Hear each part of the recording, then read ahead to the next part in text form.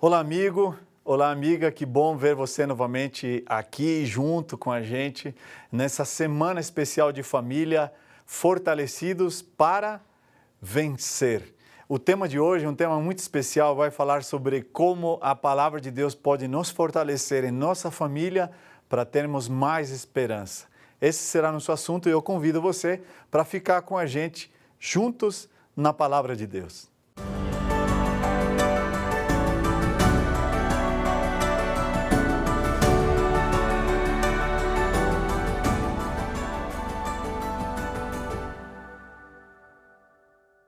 Como acabei de mencionar, o tema de hoje vai nos falar sobre fortalecidos na esperança. E como esse é um tema tão importante, a esperança é uma coisa que nos move, aquele sentimento que nos traz otimismo, que nos faz sair da cama a cada dia com aquele ímpeto, com aquela força, com aquela gana de tentar coisas novas, e especialmente quando falamos de esperança na Bíblia, na palavra de Deus, e especialmente na volta de Jesus, aquilo então tem que nos fortalecer ainda mais. Mas para isso, antes de lermos a palavra de Deus, eu convido você, se você tiver condições de fechar os seus olhos, vamos fazer uma oração.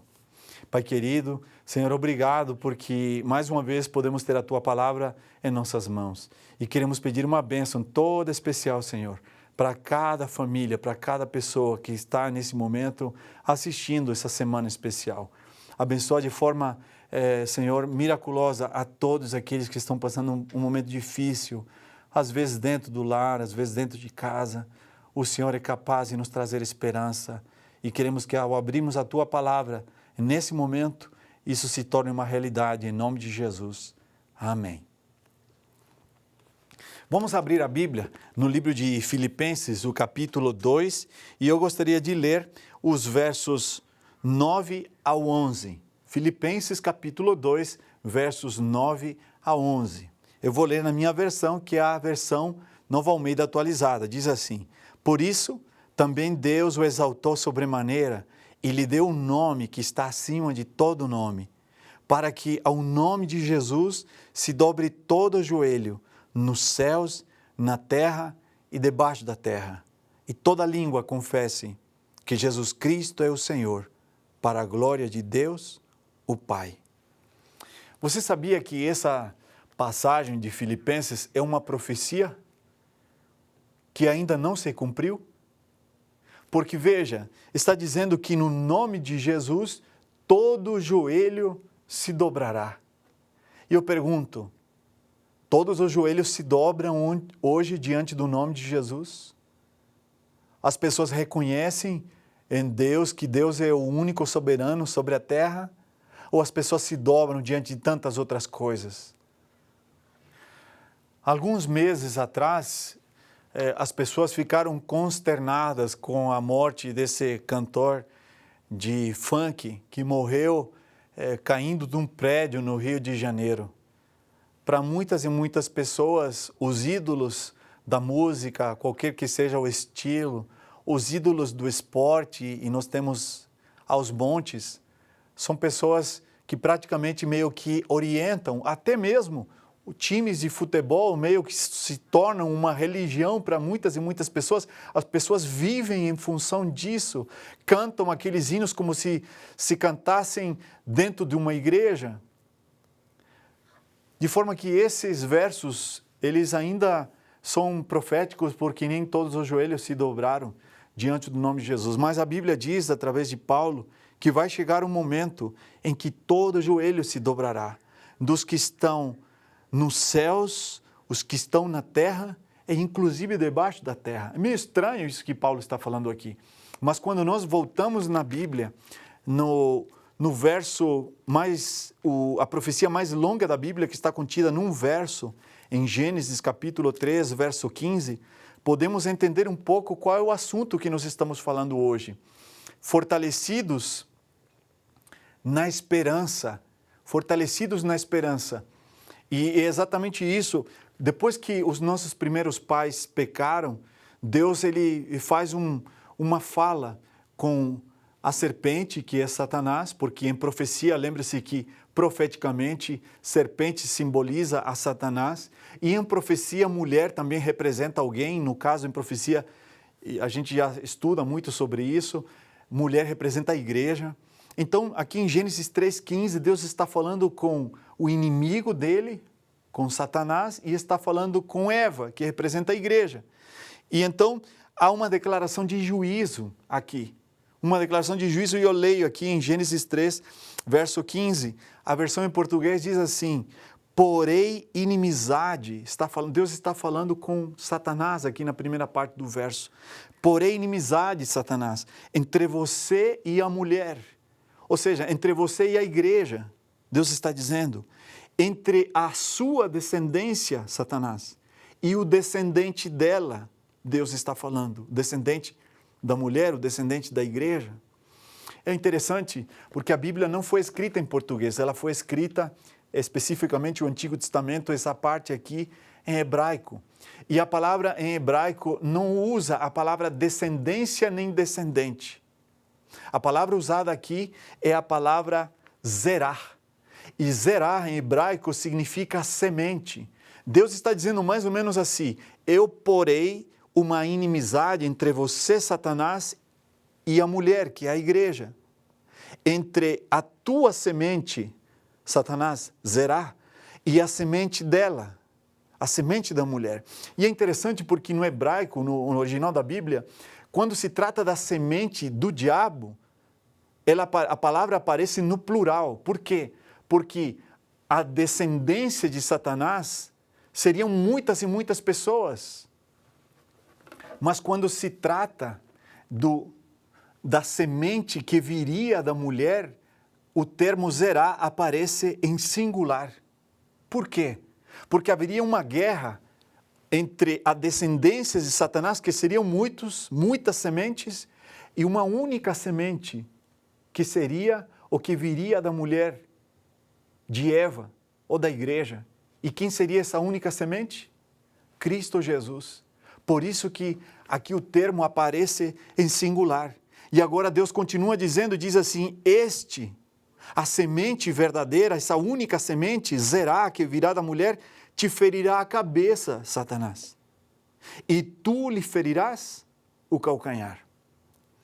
Até aí eu não disse nada de novo, provavelmente, para você. Mas eu gostaria de esmiuçar um pouco melhor essa profecia que fala de esperança. E algumas coisas importantes que nós precisamos entender. Em primeiro lugar, a Bíblia está dizendo e usa o termo ferir. Deus está dizendo que o descendente da mulher, que seria um só, que é Jesus, haveria de ferir. O verbo ferir no hebraico é o verbo shuft. E shuft em hebraico significam pelo menos 3 coisas: moer, aniquilar e destruir. Então Deus está dizendo, o descendente da mulher, a semente verdadeira, haverá de shuft, destruir, aniquilar, moer a tua cabeça, Satanás. E tu, shuft, destruirás, aniquilarás, moerás o calcanhar dele. Agora, eu pergunto para você, qual das duas feridas é pior? Não sei se você tem carta de moto, mas imagine um motociclista que cai da sua moto a mais de 150 km por hora. E naquele dia ele cai, e naquele dia ele decidiu sair, ele está de capacete, ele está de roupa, mas ele decidiu sair descalço. E ele cai a mais de 150 km por hora, é a primeira parte do corpo que bate no asfalto, se acidentando, é o pé direito, descalço. Provavelmente ele vai se ferir gravemente o pé, a perna, ele poderia talvez até perder uma parte da perna ali, mas a sua vida não seria atingida, porque as pessoas podem continuar vivendo mesmo sem um pedaço da perna. Concorda comigo? Shuft, moeu o calcanhar, moeu o pé, aniquilou um pedaço da perna, mas continua vivo. No mesmo exemplo, o mesmo motociclista, a mesma velocidade, vestido com roupa, agora com bota, com sapato, mas sem capacete. Se ele cai a mais de 150 km por hora, é a primeira parte do corpo que impacta no asfalto nessa velocidade é a cabeça. Imagine o que vai acontecer. Aquilo é uma ferida mortal. E é exatamente isso que Deus está dizendo, uma profecia onde haveria uma guerra. E perceba, a primeira palavra que aparece aqui em Gênesis 3,15 é a palavra porei. Você sabia que essa palavra porei, que Deus está dizendo aqui no hebraico, quer dizer exatamente o nome ou a palavra sete? Não o número 7, a palavra 7. É estranho para nós em português, Deus está dizendo, eu sete inimizade entre você e a mulher. Mas já vou explicar o que isso quer dizer. E então Deus está dizendo que haveriam duas feridas, uma na cabeça da serpente e uma no calcanhar do descendente da mulher. Agora, se você olhar na sua Bíblia, olha ali na sua Bíblia, cronologicamente, qual das duas feridas deveria acontecer primeiro, ou é mencionada primeiro na Bíblia? A ferida na cabeça ou a ferida no calcanhar? De acordo com como a gente lê Gênesis 3,15, o que aparece primeiro é a ferida na cabeça da serpente. E depois a ferida no calcanhar. Só que historicamente, no tempo, o que acontece primeiro é a ferida no calcanhar. A ferida no calcanhar, que é a morte de Jesus, o descendente da mulher. E aí você me pergunta e diz assim, mas como? Se primeiro aparece o outro e acontece de trás para frente? É isso mesmo. O pensamento hebraico, ele é diferente do pensamento ocidental, o seu e o meu. Nós raciocinamos causa-efeito. O oriental raciocina efeito-causa. É por isso que o que primeiro se cumpre nessa profecia, na história, é a morte de Jesus. O descendente da mulher, ele é morto. Ele é ferido no calcanhar. Mas por que ele é ferido no calcanhar, entre aspas? Porque a morte de Jesus não conseguiu aniquilar, destruir a sua vida. Jesus ressuscitou ao terceiro dia e ele ascendeu aos céus e hoje está no lugar santíssimo, intercedendo por todos os seus filhos. Portanto, foi uma ferida no calcanhar. E agora você pergunta, e a ferida na cabeça? Quando é que vai acontecer?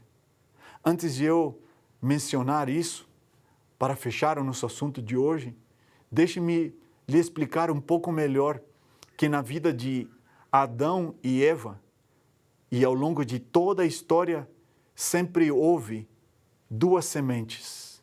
A semente do mal e a semente verdadeira, da qual veio Jesus.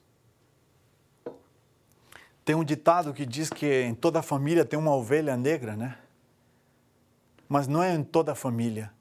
Existe um conflito na humanidade onde tem pessoas que são abertamente descendentes do mal e outras pessoas que são descendentes de Jesus no sentido de ter aceitado os princípios e os ensinamentos de Cristo e fazem parte desse grande conflito entre o bem e o mal.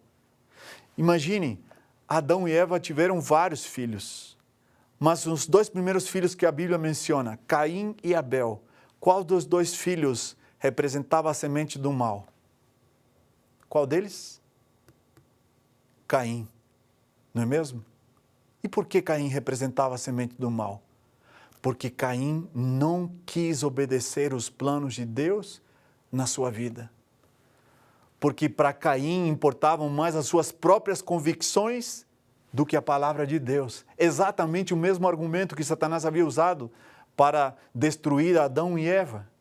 Quando Deus pedia o sacrifício de um cordeiro, Caim apresentava os frutos da terra. E Abel? Qual das duas sementes ele representa? Claramente, Abel representa a semente da qual nasceria Cristo. Por isso que Abel ele é obediente aos propósitos de Deus. Por isso que Abel ele é submisso aos planos de Deus. E há uma coisa muito interessante aqui em Gênesis. A Bíblia diz que Caim, a semente do mal, ele mata Abel. Por que Satanás ele tenta matar Abel? Porque Satanás sabia que se Abel morresse, Jesus não nasceria.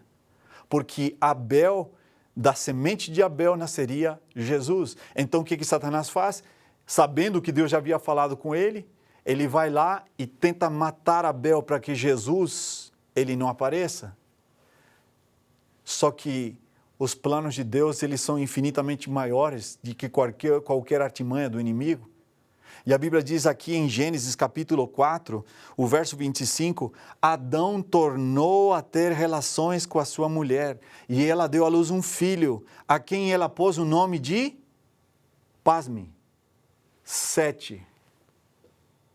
A quem ela pôs o nome de Sete. A Bíblia não diz que Adão deu o nome a esse filho. A Bíblia diz que a própria Eva deu o nome de Sete. Por que Sete? Lembra de Gênesis 3,15? Eu sete inimizade. Deus já havia falado com Eva. Eva já sabia qual era o programa e o propósito de Deus. Por isso que ela escolhe esse nome, o nome de Sete. Interessante, quando na Bíblia se apresenta e se fala da semente do mal, aparece Caim, uma pessoa.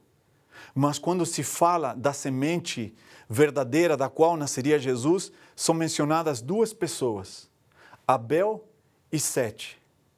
Abel, a semelhança de Jesus, ele é morto injustamente.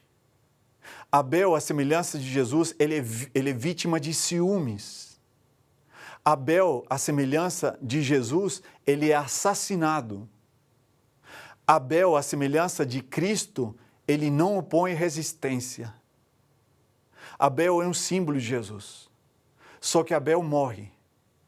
E no lugar daquele que morreu, Deus ressuscita. Deus levanta alguém chamado Sete. Assim como Jesus morre, mas também ressuscita. Portanto, de Sete, Jesus aparece. Não é impressionante isso? Por isso que no original da Bíblia, Eva diz assim, Deus ressuscitou em mim outra semente. Utiliza exatamente essa mesma palavra, Deus ressuscitou em mim outra semente, que é Jesus. Agora, por que que nosso assunto de hoje é fortalecidos para vencer na esperança? Sabe por quê? Porque todos os acontecimentos da história destes últimos anos, não apenas o coronavírus, não apenas as guerras, não apenas os conflitos que acontecem no Oriente Médio, como os últimos que têm acontecido nos últimos meses, não apenas esses, mas tantos outros começaram a acontecer de forma mais veemente depois do ano de 1844. Hoje, Jesus está no santuário celestial, é assim que a Bíblia diz a partir das profecias de Daniel. E a partir de 1844, você e eu, você é pai de família, você é esposa, você que é filho, todos nós vivemos no último dia da história, porque foi em 1844, para ser mais preciso, no dia 22 de outubro, que Jesus passou do lugar santo ao lugar santíssimo para começar uma obra de juízo, assim como o sumo sacerdote fazia no Antigo Testamento. Você sabe que no Antigo Testamento, o sumo sacerdote, no último dia do ano, ele não tinha um horário específico para entrar, mas ele sim tinha um horário específico para ele sair do santuário.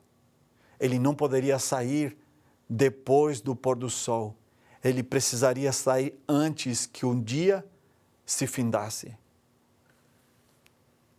Se você me perguntar hoje, que horas são na história, no relógio de Deus, eu não sei precisar se nós estamos vivendo à 1h, às 3h desse último dia da história da humanidade, ou às 4h. A única coisa que eu posso dizer a você é que nós estamos vivendo as últimas horas, no último dia da história da humanidade. Jesus ainda está no santuário celestial e Ele intercede por todos aqueles que o aceitam como Salvador. Ele intercede por você, esposa. Ele intercede por você, filho. Ele intercede por você, esposo. Ele intercede por você, pela senhora, vovó. Ele intercede por todos aqueles que o aceitam, porque a porta da graça ainda está aberta. Mas vai chegar um dia que Jesus vai dizer, está feito. E quando Jesus falar está feito, então o Espírito Santo haverá de ser retirado da terra. O Espírito Santo vai dizer, se está feito aí no céu, aqui na terra também está feito. E a porta da graça vai se fechar. E já não haverá mais sermões como este. Já não haverá mais pregações, já não haverá mais livro missionário, já não haverá mais pessoas pregando, convidando os outros para aceitar a Cristo. Por quê? Porque a porta da graça se fechou. Jesus saiu do santuário celestial. Haverá de se cumprir aquilo que está escrito lá em Apocalipse capítulo 22. Aquele que é justo continue sendo justo, e aquele que é injusto seja injusto ainda. Então a Bíblia diz que haverá de acontecer um silêncio no céu como de meia hora. Sabe por quê? Porque nenhum anjo vai querer perder a vinda do Filho do homem voltando buscar os seus filhos aqui na terra. Todos os anjos que o adoram voltarão com Jesus. E vai se cumprir, quando Jesus aparecer nas nuvens dos céus, vai se cumprir 1 Tessalonicenses capítulo 4, versos 12 a 16. Os mortos que morreram na esperança em Cristo, as famílias que foram separadas pelo coronavírus, as famílias que foram separadas pelas guerras, as famílias que foram separadas pelos acidentes, aqueles que aceitaram a Cristo voltarão à vida, transformados, como se nunca nada tivesse acontecido e mais, com o corpo semelhante ao de Adão e Eva, antes do pecado. E a Bíblia diz que todos os que aceitarem a Cristo e ficarem vivos serão transformados num abrir e fechar de olhos, e esses dois grupos serão levados para o céu, e durante 1000 anos eles vão poder comprovar a justiça de Deus e as oportunidades que Deus deu a todas as pessoas. Aqui na terra, a descendência de Satanás, aquela lá de Gênesis 3,15, está morta. Não ficou ninguém com vida. Somente os demônios e Satanás. Mas já não tem mais a quem tentar. Já não tem mais acidentes, nem doenças, nem enfermidades, nem morte que produzir. E ao findar dos 1000 anos, se cumprirá Apocalipse capítulo 20, verso 5 em diante. A nova Jerusalém descerá do céu, vestida como uma noiva, vestida para o seu noivo. E a Bíblia diz que aqui na terra haverá de acontecer após os 1000 anos a segunda ressurreição, que não é para a vida, é a ressurreição para a morte. E todos os seguidores de Satanás haverão de ressuscitar como eles morreram. E quando eles ressuscitarem e eles enxergarem e olharem para o céu, a nova Jerusalém descendo com os salvos, com os anjos, com a glória de Deus, sabe o que vai acontecer? Vai se cumprir Filipenses capítulo 2, versos 9 a 11. Naquele dia, todo joelho se dobrará, dos que estão no céu, os salvos, os anjos, dos que estão na terra, aqueles que acabaram de ressuscitar os seguidores de Satanás e os demônios, e aqueles que vêm debaixo da terra, aqueles que ressuscitaram da segunda ressurreição. Todo joelho se dobrará para reconhecer que Jesus sempre foi o único Senhor. Naquele dia, logo em seguida, descerá fogo do céu e vai se cumprir Gênesis 3,15. Lembra da ferida na cabeça? Satanás será morto para sempre. O pecado já não existirá. Os demônios serão exterminados e toda a semente do mal será exterminada para sempre. Por isso que João diz, João, vi um novo céu e uma nova terra e o mal já não existe. Eu pergunto para você, você gostaria de ser fortalecido nessa esperança? Você gostaria de, nesse momento, dobrar o seu coração diante desse convite que Deus está fazendo? Gostaria de fortalecer a sua família, fortalecer a sua fé na esperança gloriosa da volta de Jesus? Gostaria de entregar o seu coração, talvez você ainda não fez isso, de entregar o seu coração nas mãos do Senhor Jesus? Eu convido você para fazer isso nesse momento. Abra o seu coração enquanto a porta da graça está aberta e deixe Jesus entrar na sua vida. Faça comigo essa oração. Pai querido, Senhor, obrigado porque muito em breve Jesus vai voltar. Obrigado porque hoje Ele está no santuário celestial intercedendo por todos aqueles que o aceitam como Salvador. E obrigado porque muito em breve, Senhor, o Senhor haverá de dar a ferida mortal na cabeça da serpente. E o pecado já não existirá, nem a maldade, nem a doença, nem a tragédia. e nós poderemos, Senhor, viver contigo para sempre. Abençoa esse amigo, abençoa essa amiga, esse filho, essa esposa, esse pai, que nesse momento está tomando a decisão de se entregar a Ti. Fortalece o Senhor com a Tua esperança, com a esperança da Tua volta. Em nome de Jesus. Amém.